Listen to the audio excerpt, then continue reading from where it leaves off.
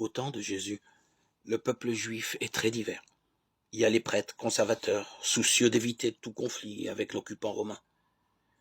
Il y a le groupe des zélotes, militants nationalistes, prêts au coup de main contre les mêmes romains. Il y a la confrérie des pharisiens, les purs, pratiquants rigoureux, lecteurs assidus de la Bible, attentifs à appliquer la loi de Dieu dans les circonstances concrètes de la vie. Pharisiens parfois sincères et loyaux, parfois hypocrites et vaniteux. Les évangiles les montrent souvent sous leur mauvais jour. La Palestine du 1er siècle connaît une crise économique sévère. Beaucoup de chômeurs, beaucoup de sans ressources, sans parler de ceux dont le métier est mal famé, ainsi les bergers, ni de ceux qui travaillent pour les Romains détestés, ainsi les publicains qui font commerce de l'impôt.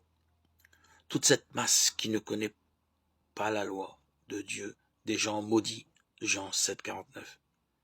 Et les gens de mauvaise vie, pas question de manger avec eux. Il y a les femmes perpétuelles mineures, soumises à leur père, puis à leur mari, sans défense quand elles sont veuves. Il y a les enfants peu intéressants et éduqués sévèrement. Il y a la foule des invalides, réduits à la mendicité. Entre la Judée et la Galilée, il y a les Samaritains, mi-juifs, mi-païens, hérétiques, détestés des Juifs, et eux-mêmes détestant les Juifs. Un peu partout, mais surtout en Galilée, carrefour des nations. Il y a les étrangers païens, aux dieux innombrables, aux superstitions foisonnantes. Les Juifs les traitent de haut, chiens de païens. Les païens, eux, sont partagés entre le mépris et la fascination pour ce peuple juif, vraiment à part des autres. Il adore un Dieu sans image, il se soumet à une loi stricte, en particulier le repos du sabbat. Il porte en sa chair le signe sacré de la circoncision, trace humiliante pour un païen. Ces Juifs qui, seuls dans l'Empire, refusent énergiquement tout geste de vénération sacrée envers l'empereur Dieu, car le pouvoir impérial romain ose se dire divin. Mais il est plutôt tolérant envers les traditions religieuses des nations. Il admet l'intransigeance des Juifs et surtout ce pouvoir assure la paix d'un bout à l'autre de la Méditerranée. Il faut percevoir cet environnement religieux, social et politique pour apprécier, admirer la façon dont Jésus évolue au milieu de tous ces gens, dans une absence totale de préjugés. Aucune étiquette n'a d'importance à ses yeux.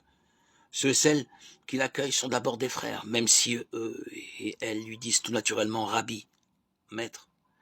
Jésus ne tient pas compte de leur origine, de leur sexe, de leur rang, de leur titre, et il considère leur personne au-delà de leur comportement. Si un officier de l'armée d'occupation témoigne d'une foi merveilleuse, Jésus dit son admiration. Chez personne en Israël je n'ai trouvé une telle foi.